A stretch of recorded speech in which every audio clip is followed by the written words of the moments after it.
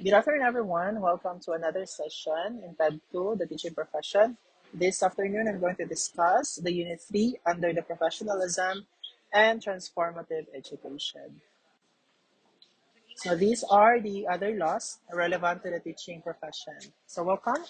Again, as a teacher in the 21st century, do you benefit from learning laws from the 1900s to the recent? So we already discussed the previous laws related to the teacher education.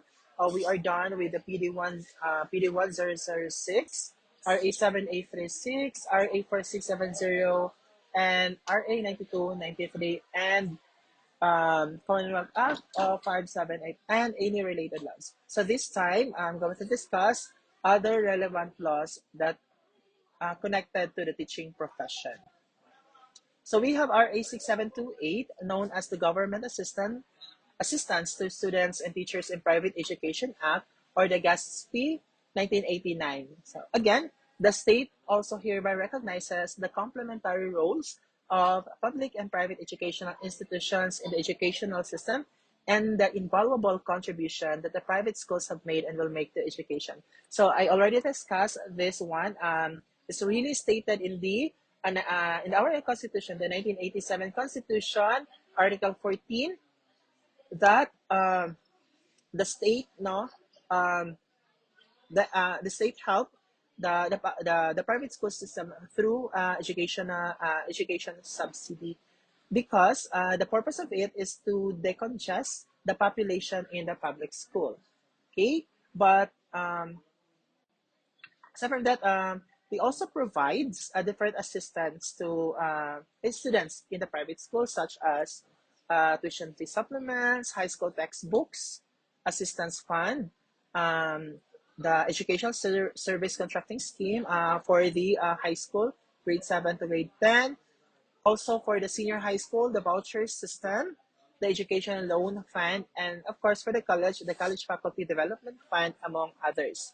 Again, the main purpose of this 6728 is to decongest the bloated population in the public school system. However, such is not always the case because some public schools hold their students.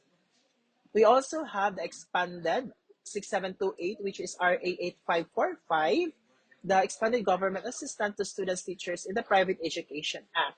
So in this law, they expanded it not just in the basic education, but up to a post-secondary, vocational, and technical education and higher education as having priority over its other functions. So the government now, again, not only cover the basic education, but higher education, including as well the technical and vocational education. So it means that three educational system, no, the basic education, which is the DepEd, the technical and vocational education for TESDA, and for the higher education for CHED. Uh, on the other hand, the subsidy, financial subsidy given by the state to the private schools intended only for the licensed teachers who are teaching in high school, specifically in the junior high school. Now, um, if you are employed in a private school, then you are teaching in senior high school and elementary, though you have the license, you cannot, what do you call that, kanang tawag na oy kanang makakuha no for this subsidy. So before 18,000 ang salary subsidy, no, or financial subsidy by the state to the private school. Now I forget the department order or a specific law, they increases it to 24,000, so from 18,000. So the state only give this only once to the private school, no, again only licensed professionals teaching in high school, specifically the junior high school teachers. Let's proceed. So we have RA 7877, known as the Anti-Sexual Harassment Act of 1995. So this law encompasses all workers, employees, applicants for employment, students, or those undergoing training, instruction, or education. This law guarantee the full respect for human rights and, of course, to uphold the dignity of all the workers, employees that I've mentioned. So again, it aims to protect not just the dignity of workers, employees, as well as again the students and in the educational institutions as a whole. So what is the role of the employer? So they are obliged, no, to provide education or training to prevent or deter anyone to commit sexual harassment and to provide procedures for resolution, settlement, uh, or prosecution for such acts. So also the role of the employer, they are liable, no, for any damages arises, no, harassments committed in employment, so during the work. So here, since we are all teachers in the school setting. Further, we have RA 10157, known as the Kinder Education Act of 2012. So the father of the kindergarten is Probel. So that is additional information. So the purpose of this law is to provide equal opportunities for all children to avail accessible, mandatory, and compulsory kindergarten education that effectively promotes physical, social, intellectual, and emotional skills, stimulation, and values formation to sufficiently prepare them to formal elementary schooling. So the main medium of instruction used or adapt in the kindergarten is the mother tongue based multilingual education method. So this law, RA 10157, is compulsory to all kindergarten for entrance, no, to grade 1. So, another, we have RA 10533, known as the Enhanced Basic Education Act of 2013. So this law expanded the years of schooling in the basic education from 10 years to 12 years. That is why we have the senior high school curriculum today. It also introduced the senior high school voucher program. This is a mechanism to provide a financial assistance to senior high school students. This law also addresses the need for global education in terms of the number of years in school. This will raise the qualification of Filipino workers who go out of the country to be at par with the rest of the world. However, it became a controversy, this RA 10533, because it did not meet the the desired expectation of this law wherein our senior high school graduates can land a job even though they are not yet entered in college. So the 2 year program or preparatory college program, 2 years preparatory program of the basic education, kanang ano siya, kanang are not enough, no, for the employers. So currently they are still reviewing, no, RA 10533 or the Enhanced Basic Education Act of 2013 if this law is applicable. Another, we have RA 10627, known as the Anti-Bullying Act of 2015. It requires elementary and secondary schools in both the private and public system to adopt policies to address existence of bullying by prohibiting identified acts of bullying. So identifying the range of disciplinary administrative actions, establishing clear procedures and strategies for reporting acts, responding promptly to, and investigating reports. So there is a demand to all educational institutions to craft their own policies that address the bullying incidents in their own institution. It also subject a student who falsely accuses someone else of bullying to disciplinary administrative action. So if you enable students murag we are encouraging students to anonymously report bullying to their, it could be to their school advisor, I know, class advisor, and to the higher authority in the classroom. So the purpose of this law, RA 1067, is not just to educate the students as well as the parents, guardians, and other school personnel inside the institution. Do you agree, Ma'am Shella? Yes. So aside from that, we have RA 10931, known as the Universal Access to Quality Tertiary Education Act of 2017. So what is the purpose of this law? It provides, Ma'am Angel, financial assistance to tertiary education students enrolled in the private higher education institutions. It also the basis for the tertiary education subsidy that provides students financial assistance for their tuition, allowance, and even licensing, no? And also, this act provide the student loan program for teacher education. So these are just the meat of these laws, no? So feel free to browse, no, in the internet, no, um, to get the full information about these laws that I've mentioned. So next is the changing global landscape for the 21st centuries. Um, so as teachers, we cannot teach the way we are taught as early as now. So you have to understand that changes are very fast, no? In education. That is why we all must properly be grounded with our principles and pedagogies. Okay, dili na siya pwede sigara mata sa una pwede. But now, it's a different. Kay ikaw na sigaan, di ba, Ma'am Amor?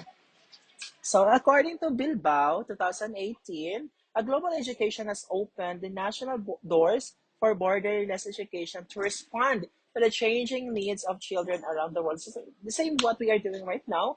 We are not in the conventional way of teaching, so we are now using an online platform, no? So that education kanang dili siya ma-distract no padayon lang siya ng atake. However, in the context of pedagogy, no?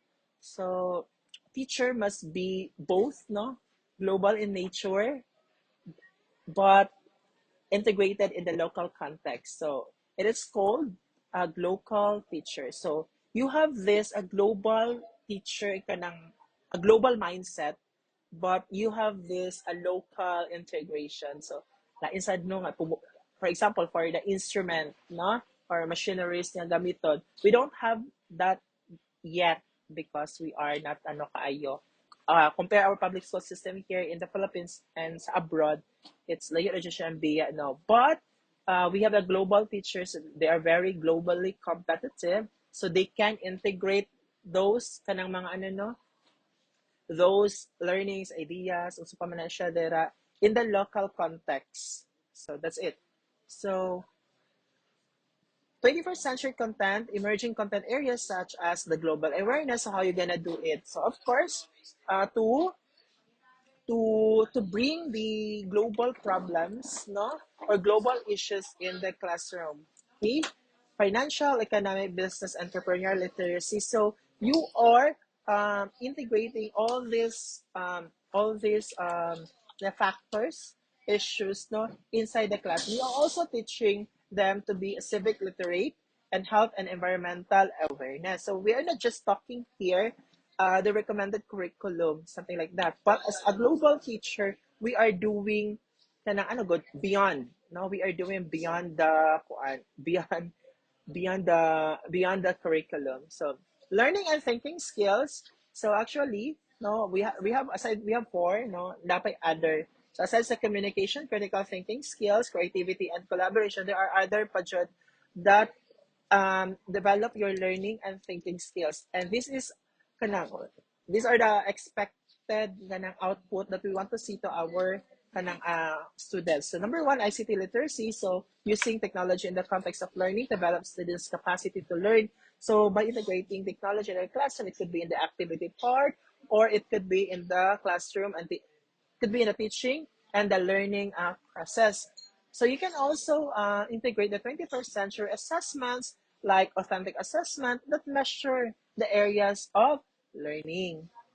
So again, so we have the local education that reflects the diversity, understanding the differences, and teaching the different cultural groups and their own context to achieve the goals of global education. So it is not merely learning of content, but learning of competencies that let them use whatever content or resource they have into a manifestation that of an understanding that it is a part with the world standard. So it means a global teacher, no, you are now in the local education wherein you incorporate localization, contextualization, and conceptualization in the class. Again, we don't have that much resources, no availability of resources, no instruments that can be used for our students, but our teachers are globally competitive.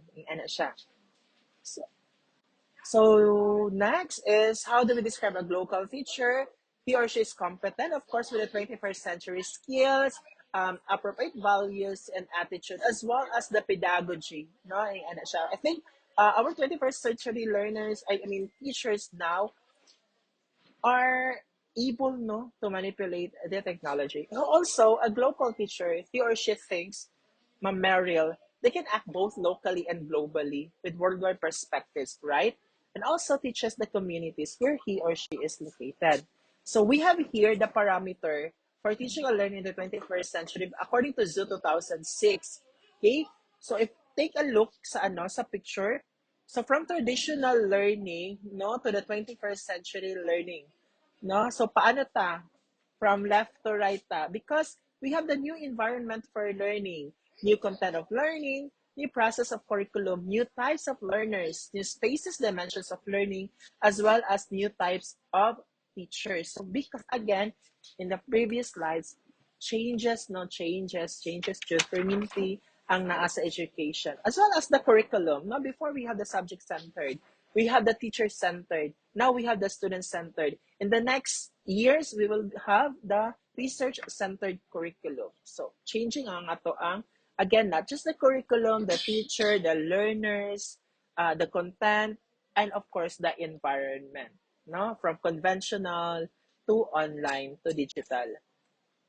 So we have here the new environment of learning. So take a screenshot na lang, no, and try to compare. For example, again, as I mentioned earlier, the traditional learning content focus on the teacher-centered curriculum, and they are more on the discipline-based curriculum, no, perennialist and the essentialism. But on the other hand, in the 21st century learning content, this is kanang learner-centered, integrated. So for the integration, and interdisciplinary curriculum, we have within the curriculum and across the curriculum. So as much as possible, the student in the 21st century learning are not just learning one kanang topic, no, but you can do it within or across the curriculum. So take a look na lang, no, and try to compare the traditional and the learning in content.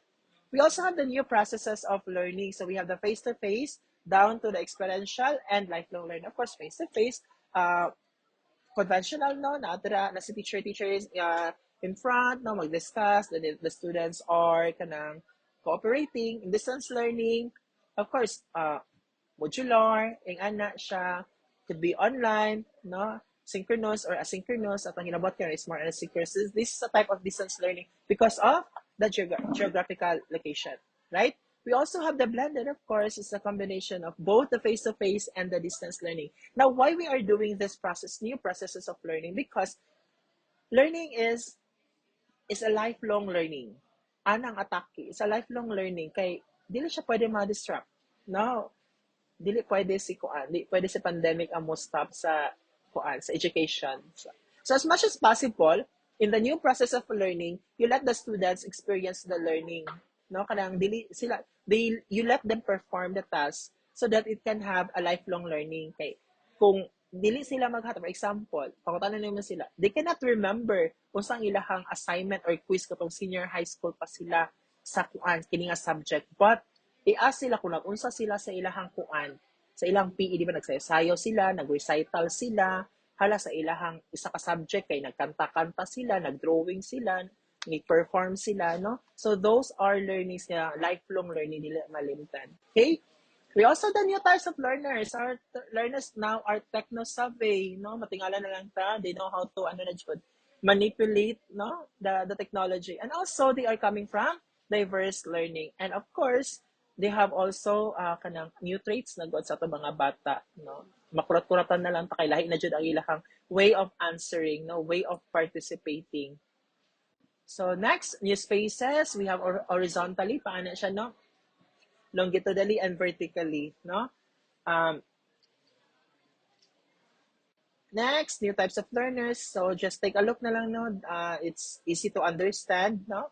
For example, skillful in the integration of ICT and pedagogy, no? Murag wala na yung teacher ka, di ka balo mo buhat og PPT, no? Or mo edit sa Canva, no? Kung mag-discuss, nga na. So they also great understanding local and global cultures. Nga na. So, I think it's really kanang it's easy for you to digest this topic.